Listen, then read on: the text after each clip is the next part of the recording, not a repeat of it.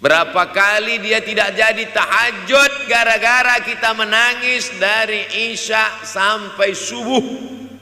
Orang tua itu tidak minta yang besar, asal ada saja.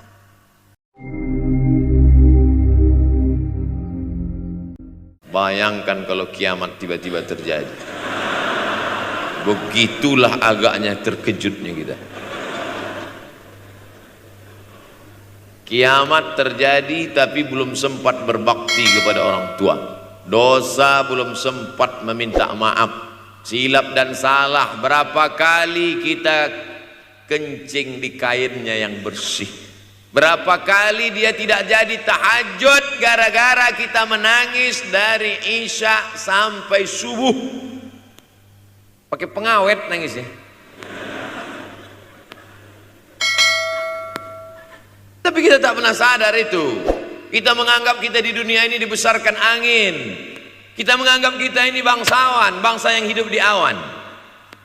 Berapa kali dia tidak jadi sholat duha gara-gara kita kencing. Berapa kali nasi yang sudah mau disuap masuk ke mulutnya tak jadi. Bahkan dia tidak makan sama sekali. Dan berapa kali makanan dia belikan hanya untuk susu, hanya untuk menyenangkan kita. Pernah kita balas. Dan dia tidak pernah minta balas itu. Oleh sebab itu siapa yang mengingatkan? Abdul Somad diberikan judul berat ini. Judul yang paling berat ceramah tentang orang tua, tentang ibu, tentang ayah. Jarang saya mau menerima judul-judul pengajian. Ini pun dikasih tahu setelah sampai di sini. Maka saya belok-belokkan dikit. Air mata udah mau menetes, belokkan lagi. Nanti kalau saya nangis di sini, siapa yang ceramah kalau saya nangis? Oleh sebab itu maka yang orang tua yang masih ada, beruntung dan bertua, bawakan dia rumah makan. Ada sahabat saya namanya Ustadz Lukman di Pontianak, bukan Kuntilanak. Mereka punya program namanya Bawa Ibu ke Rumah Makan. Keren nama programnya. Bawa orang tua ke rumah makan. Nanti hari libur adik-adik anak-anakku sekalian libur, bawa ayah, bawa ibu ke rumah makan. Ketika Ustadz Lukman cerita itu ke saya, Ustadz Somad kita punya program baru nih. Apa nama programnya Ustadz? Bawa ibu ke rumah makan. Alhamdulillah Ustadz Lukman, seluruh rumah makan di Pekanbaru tempat tinggal saya itu semua sudah saya bawa. Emak almarhumah saya bawa sup tunjang, saya bawa rendang, saya bawa goreng ayam, saya bawa goreng puyuh, saya bawa. Cuman ada rumah makan ular sawah itu yang tak saya bawa singgah. Lain dari itu sudah saya bawa. Tak ada penyesalan dalam hati, senangkan hatinya. Apa pakaian yang dia suka. Orang tua itu tidak minta yang besar, asal ada saja. Pulang dari Yogyakarta sampai ke rumah, ini tadi ada nampak sedikit tanda terkenang, kalau banyak makan sendiri. Ketika dia senang melihat itu, bahagia hatinya, nampak senyum di tepi bibirnya, pada saat itulah rahmat Allah terbuka. Pada saat itulah ridha Allah datang. Mengapa sulit mencari pekerjaan? Mengapa payah mencari penghidupan? Salah satu yang mempersempit ridha Allah itu adalah karena tidak berbakti kepada orang tua. Oleh sebab itu maka judul tema yang diberikan birrul walidain, berbakti kepada orang tua, bahagiakan. Ini ada juga ini anak-anak yang sudah sukses ini, papa, mama sudah meninggal, papa jangan risau, silakan terbang ke Yogyakarta, ada adik di sana, silakan terbang ke Surabaya, ada kakak di sana, silakan terbang ke Kuala Lumpur, ada keluarga di sana, jangan hiraukan. Kata bapaknya, kalian terbangku saja kalian pikirkan, kemana aku hinggap tak kalian pikirkan. Ada sebagian orang ketika ibunya meninggal dunia, marah dia, mengamuk dia anggap kebahagiaan itu sudah hilang, padahal membahagiakan orang tua dua-dua adalah tanggung jawab kita. Kalau dua-duanya sudah tidak ada Pak Ustadz, masih ada keluarga. Ada keluarga.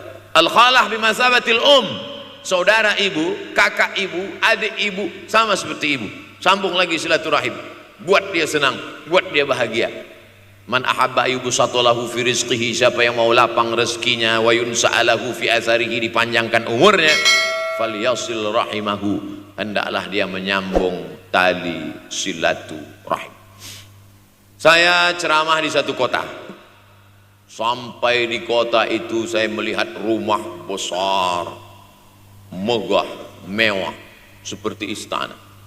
Cuman saya segan mau nanya, gak mungkin saya tanya, Pak, ini hasil dari apa? Saya tengok, saya ngangguk. Kawan-kawan saya yang ikut ke situ seperti ngelihat kucing semuanya. Besar, mantap. Setelah duduk, makan, habis makan, minum, habis itu Sohibul Bait yang punya rumah pun cerita, Ustadz Abdul Somad, iya Pak, dulu ini hanya bambu-bambu yang dikasih daun, yang dikasih terpal. Tempat apa Pak? Tempat ibu saya buat pengajian. Setiap tahun dibuat begitu, pasang tiang-tiang kayu, pasang terpal, daun-daun, pengajian ramai. Sampai akhirnya saya berkata, Bu, pengajian kita hentikan saja, stop. Saya tidak sanggup lagi pasang tenda, pasang terpal ini. Tapi akhirnya apa kata ibu saya, nanti setelah saya tidak ada, pengajian ini terus kamu buat. Allah bukakan pintu rezeki Ustaz Somad. Inilah yang terjadi sekarang. Saya belikan orang tua saya itu rantai, saya belikan gelang, saya belikan cincin. Bulan depan saya datang, sudah nggak ada lagi. Mana gelangnya Mak? Nggak ada. Mana rantainya Mak? Nggak ada. Mana cincinnya? Nggak ada. Kemana? Itu kan emas mahal. Sudah saya jual. Untuk apa? Untuk bersedekah ke fakir miskin. Rupanya gelangnya, rantainya itu habis dia berikan sedekah fakir miskin. Tobatkah si bapak untuk berbakti? Tidak. Bulan depan dia belikan lagi. Sampai akhirnya diberikan Allah balasan melimpah ruah. Ternyata ini rahasia dari keberhasilan hidup, karena menyenangkan hati orang tua. Saya tak sebut nama, saya tak sebut lokasi, tapi yang mau berkunjung nanti saya kasih lokasi tepatnya. Saya kasihkan nanti alamat dari Google, saya kasih. Supaya melihat secara nyata, kalaulah rezeki itu hanya diberikan kepada orang yang bersungguh-sungguh, pergi pagi pulang petang, peras keringat, banting tulang, maka tentu yang kaya itu adalah sapi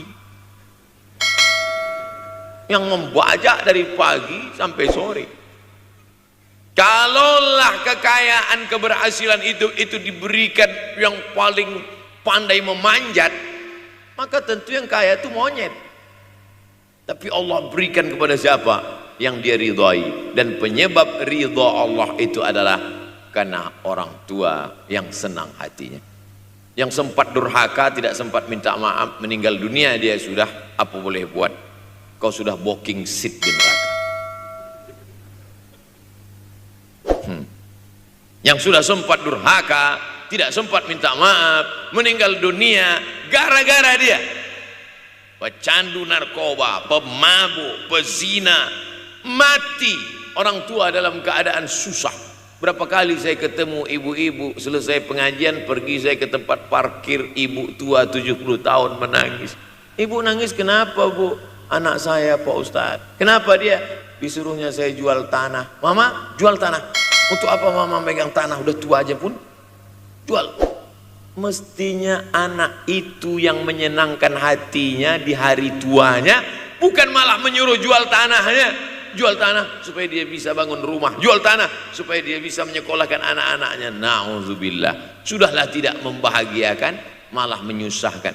Ustadz, anak saya nyuruh saya jual tanah saya supaya dia senang, supaya dia dapat duit. Gimana nih Pak Ustadz? Mungkin si ibu berharap saya menjawab, ibu sabar aja ya Bu, sabar ya. Ibu salah tanya Bu. Kalau mau sabar cari ustadz lain, ada spesialis sabar, bukan saya. Begitu dia kasih tahu, anak saya maksa saya jual tanah saya. Pak Ustadz gimana? Mana alamat rumah anaknya? Mana? Saya mau datang. Mana? Anak durhaka, neraka jahanam tempat kau.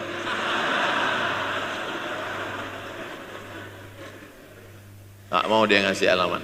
Rupanya dia takut nanti anak saya malah marah sama saya, Pak Ustadz. Saya kasihan. Mudah-mudahan Allah berikan kekuatan pada ibu.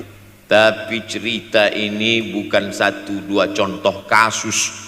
Ternyata zaman sanggup memperkarakan pengadilan hanya karena sebatang pohon kayu. Atau cuma saya yang dapat berita aja? Adik-adik ada juga dapat kiriman itu. Sanggup memperkarakan sebatang pohon kayu. Padahal kalau kau jual semua kebunmu itu belum tentu dapat menebus. Datang seorang laki-laki mengadu kepada Nabi Muhammad SAW. Ya Rasulullah, ini bapak saya ini kurang ajar sekali. Bapaknya kurang ajar. Ambilnya harta saya ya Rasulullah. Gimana ini ya Rasulullah? Apa kata Rasulullah SAW? Anta wa maluka li abik. Anta sampai ke tempat kita jadi ente. Anta wa maluka, ente, harta ente, li abik, punya bapakmu. Jangankan hartamu yang di rumah itu, dirimu pun punya bapakmu. Nabi membela, seolah-olah Nabi berkata, apa yang diambil itu belum ada apa-apanya dibandingkan melepuh kulitnya untuk memberikan engkau sesuap makanan yang halalan thayyibah. Orang yang durhaka pada orang tuanya, insya Allah anaknya juga akan durhaka kepada dia. Oleh sebab itu maka jangan pernah durhaka. Kalau sempat durhaka lalu kemudian meninggal dunia dia, Pak Ustadz, sudah meninggal pun tetap masih bisa berbakti. Pertama dengan doa, kedua dengan sodakoh. Kalau kebetulan rezeki banyak sodakoh. Kalau tidak ada rezeki melimpah, doa. Bangun malam, Rabbi firli wali walidayya warhamhuma kama Rabbi firli, ya Tuhanku ampunkan aku, wali walidayya, ibu dan ayahku, warhamhuma, sayangi mereka berdua, kama, sebagaimana Rabbayani shaghira, sebagaimana mereka mendidik aku. Coba kita lihat susunan kalimatnya, seperti ada kekeliruan kalimat. Na'udzubillah, mana mungkin kalimat Allah keliru. Allah ingin menegur kita, sayangi mereka sebagaimana mereka mendidik aku. Mestinya kalimatnya kan tidak begitu, sayangi mereka sebagaimana mereka menyayangi aku. Tapi ternyata sayang belum tentu mendidik, tapi mendidik pasti sayang. Karena bunyi kalimatnya, sebagaimana mereka mendidik aku. Jadi banyak juga anak-anak ini tidak sayang karena salah didik. Disangka sayang itu dengan ngasih motor, disangka sayang itu dengan ngasih gadget, disangka sayang itu dengan ngasih transfer uang yang berlebihan. Belum tentu sayang. Dulu ada insinyur arsitek yang membangun salah satu rumah keluarga saya. Kuliahnya di Jogja. Cerita dia, dulu saya kuliah di Jogja, Ustadz Abdul Somad, insinyur. Terus teman kami sakit di kos-kosan, kami bingung mau nelpon siapa. Akhirnya datang mobil mewah, parkir polisi, tentara, ramai. Barulah kami tahu rupanya dia anak menteri. Jadi sayang orang tua itu bukan mesti dibelikannya apartemen, dibelikannya mobil, belum tentu. Boleh jadi itu justru menjerumuskan anak. Diberikan apartemen, diberikan mobil mewah, habis 2 bulan kena virus HIV AIDS. Tapi kalau dibuatnya kita jauh, saya yakin adik-adik kuliah di Universitas Ahmad Dahlan, ada yang dari timur Indonesia, ada yang dari Sumatera, lalu kemudian di tengah kesendirian, belum makan, uang kos belum bayar, transfer macet, datang setan berbisik, hei sebetulnya kau anak yatim piatu yang dibuang. Bukan, orang tuamu bukan tidak sayang, dia hanya sedang ingin mendidik supaya engkau menjadi anak yang mandiri.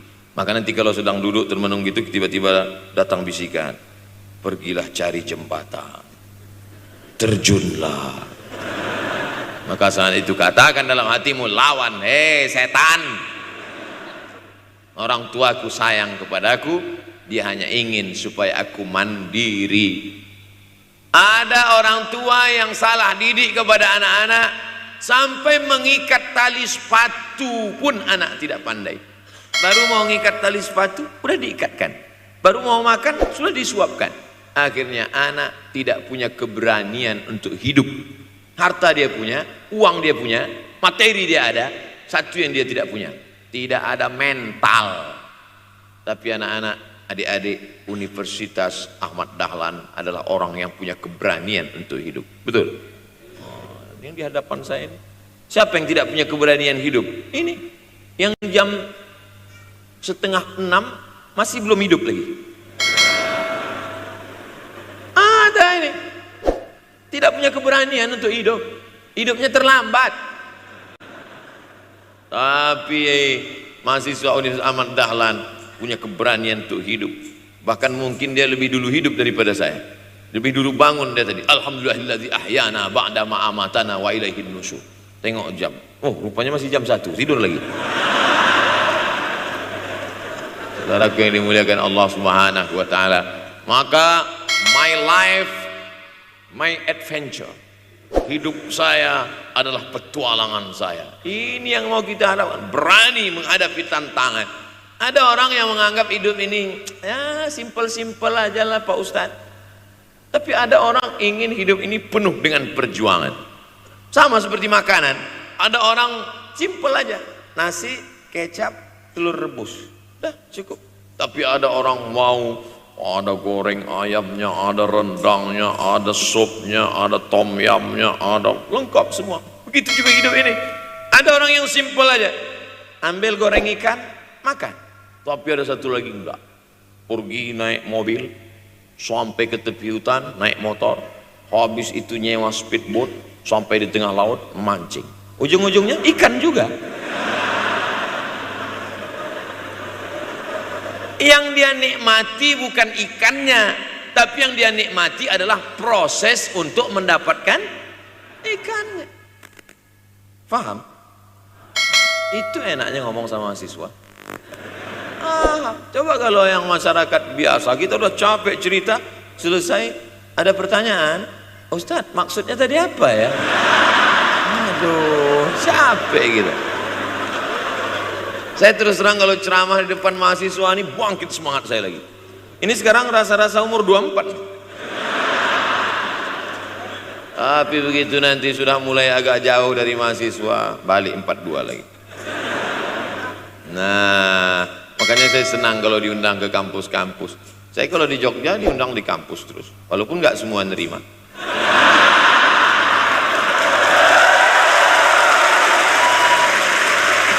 Saudaraku yang dimuliakan Allah Subhanahu wa taala, maka kita harus sering-sering bersama. Apa ini takbir? Takbir itu ngusir setan.